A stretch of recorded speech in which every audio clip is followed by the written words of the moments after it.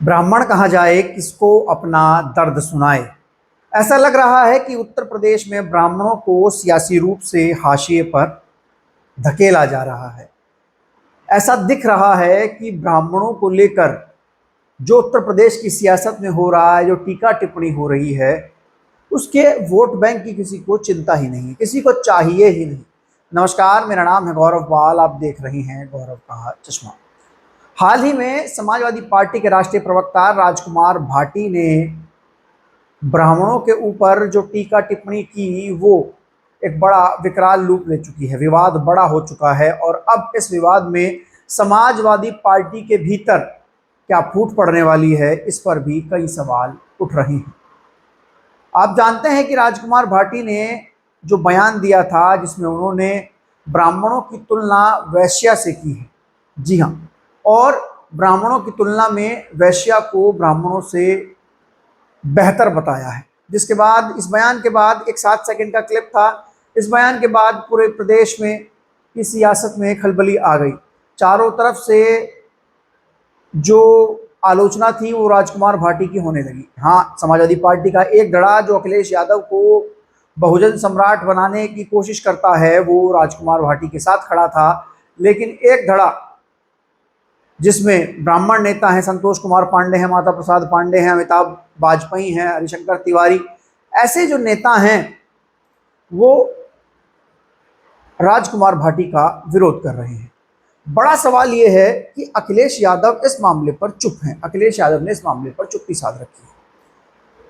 राजकुमार भाटी ने अपने बयान के लिए माफी तो मांगी, लेकिन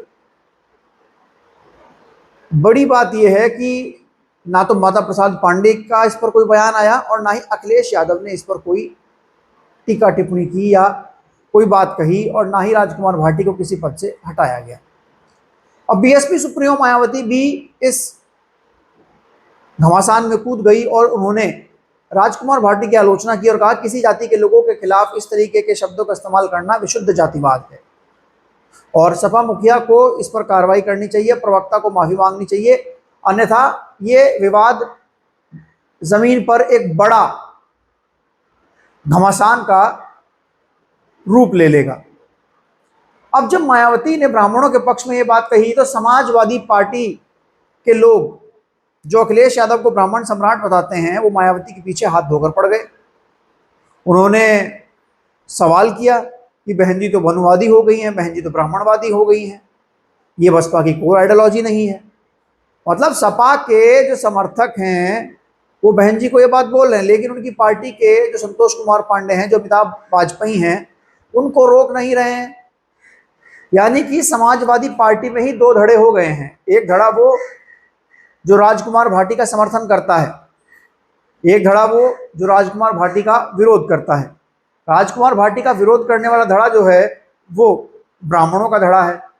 अखिलेश यादव ने 2022 के चुनाव में ब्राह्मण का फरसा उठाया था, फरसा लगाया था, सोचा था ब्राह्मण वोट देगा, लेकिन 5 ब्राह्मण विधायक जीत कर आए। इस बार फिर अखिलेश यादव ब्राह्मण वोट पर काम कर रहे हैं।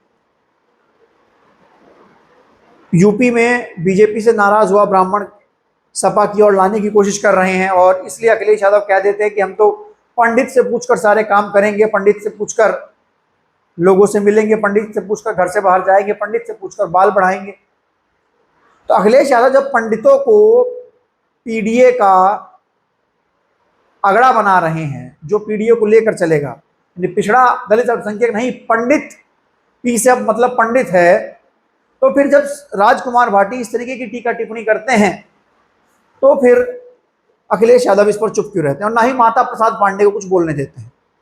ब्राह्मण जो हैं वो लगातार सवाल पूछ रहे हैं माता प्रसाद पांडे से। 5 विधायक सपा में ब्राह्मण हैं, ब्राह्मणों का वोट भी सपा को मिला है, लेकिन बड़ी बात यह है कि जब वो वोटर जो है वो समाजवादी पार्टी से सवाल पूछ रहा है कि ये जो कहा है राजकुमार भाटी ने, क्या इस पर अखिलेश यादव इस पर क्या कहेंगे कि क्या टीका टिप्पणी है, क्या उन्होंने राजकुमार भाटी को डांटा, क्या उन्होंने समर्थन किया राजकुमार भाटी का, क्या किया? क्योंकि अखिलेश यादव का बयान इस पर जरूरी है, माता प्रसाद पांडे का बयान इस पर जरूरी। माता प्रसाद पांडे भी कुछ नहीं बोले तो क्या अखिलेश की चुप्पी इस बात को दर्शाती है कि अखिलेश यादव समर्थन करते हैं राजकुमार भाटी का, और समर्थन करते हैं तो फिर ब्राह्मण सपा से कहां जाएगा, जो 5 विधायक हैं वो कहां जाएगा। तो ऐसा लग रहा है क्या ब्राह्मणों को सपा और भाजपा मिलकर हाशिए पर धकेलने की कोशिश कर रही है, या फिर माता प्रसाद पांडे जिनको नेता प्रतिपक्ष बनाया अखिलेश ने, 20% मुस्लिम वोटर को दरकिनार किया, किसी मुस्लिम को नेता प्रतिपक्ष नहीं बनाया, एक पंडित को नेता प्रतिपक्ष बनाया उत्तर प्रदेश विधानसभा में, जिसका विरोध भी खूब हुआ था। लेकिन अखिलेश के दिमाग में 2024 में ब्राह्मणों को साधने का कार्ड था, तो इसलिए अखिलेश ने 2024 में नेता प्रतिपक्ष माता प्रसाद पांडे को बनाया। तो अब क्या वो अखिलेश का फॉर्मूला फेल हो गया है? मतलब कंफ्यूज लगते हैं अखिलेश। कभी तो पंडितों की बात करने लगते हैं कि हम पंडित से पूछकर ये नहीं करेंगे, वो नहीं करेंगे, पंडित से पूछेंगे। फिर पंडितों पर इतनी बड़ी टीका टिप्पणी उनकी पार्टी के व्यक्ति ने कर दी तो चुप हो गए।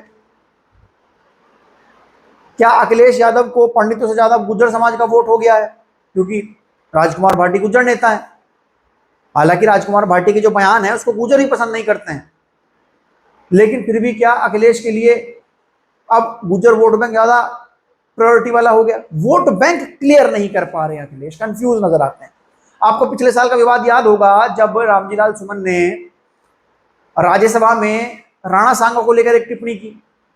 अखिलेश यादव पुरजोर तरीके से रामजीलाल सुमन के साथ खड़े हो गए, बवाल हुआ, ठाकुर बनाम दलित विवाद करवाने की कोशिश की गई। आगरा में करणी सेना की एक रैली भी हुई जिसमें करणी सेना ने आतंक मचाया।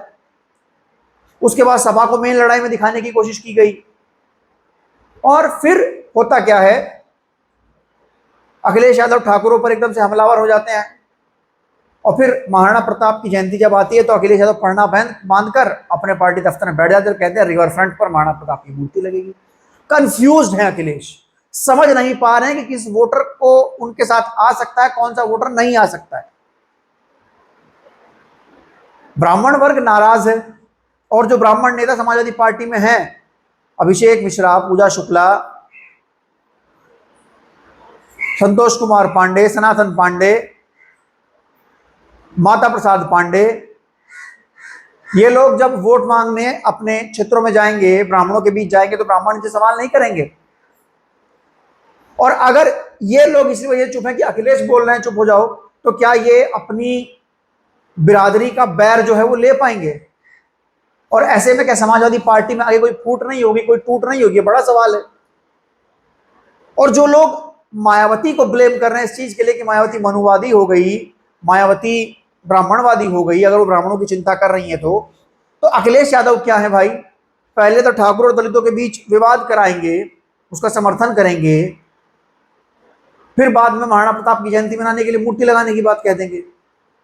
पहले कहेंगे हम पंडित से पूछकर बाल बढ़ाएंगे, पंडित से पूछकर ये करेंगे, फिर बाद में राजकुमार भाटी के बयान पर चुप हो जाएंगे। तो क्या अखिलेश किसी बयान को, किसी कंट्रोवर्सी को सिर्फ इसलिए क्रिएट करते हैं ताकि वो हाईलाइट रहे अपने वोट बैंक के सामने कि देखिए मैं लड़ रहा हूं? आइडियोलॉजी तो इसमें कुछ भी नजर नहीं आती। किस दिन पंडित बन जाते हैं, किस दिन ठाकुर बन जाते हैं, किस दिन दलित बन जाते हैं, किस दिन शूद्र बन जाते हैं। बड़ा सवाल यह है कि भाटी जो हैं, अगर अखिलेश 2024 के प्लान के हिसाब से पंडितों को साधने की कोशिश कर रहे हैं, माता प्रसाद पांडे को नेता प्रतिपक्ष बनाकर, तो भाटी ने अखिलेश के प्लान का भट्टा बैठा दिया है। और अब पार्टी में टूट होगी, पार्टी में टूट होगी भाई। बीजेपी से ब्राह्मण नाराज पहले से बैठा है, समाजवादी पार्टी के प्रवक्ता उन पर अनर्गल टिप्पणी कर रहे हैं, तो ब्राह्मण कहां जाएगा? कहां जाएगा ब्राह्मण? बड़ा सवाल ये है। बसपा की तरफ जाएगा, अब ये भी देखना है। अखिलेश यादव की तरफ तो मुझे नहीं लग रहा जाएगा इस बयान के बाद, क्योंकि उनके अपने खुद विधायक विरोध कर दे रहे हैं। संतोष पांडे ने लंबा चौड़ा ट्वीट लिखकर विरोध किया 12 मई को। तो अखिलेश को अब देखना है उनके लिए भाटी जरूरी है या ब्राह्मण जरूरी है। भाटी उनको कितना वोट दिलाएंगे, ब्राह्मण को कितना वोट दिलाएंगे, हालांकि भरोसा कुछ नहीं है। अखिलेश यादव कुछ भी कर सकते हैं, कंफ्यूज्ड दिखाई और सुनाई देते हैं, क्योंकि वो कभी ब्राह्मणों के साथ हो जाते हैं, कभी ब्राह्मणों के खिलाफ हो जाते हैं, कभी ठाकुरों के साथ हो जाते हैं, कभी ठाकुरों के खिलाफ हो जाते हैं। आपको क्या लगता है कि अखिलेश यादव की कोर आइडियोलॉजी क्या है, और क्या अगर अखिलेश यादव ने ब्राह्मणों के इस विवाद पर कुछ ना बोला तो क्या पार्टी में टूट हो जाएगी, फूट हो जाएगी? आप लोग कमेंट सेक्शन में लिख कर बताएं। तब तक के लिए चल, धन्यवाद, नमस्कार।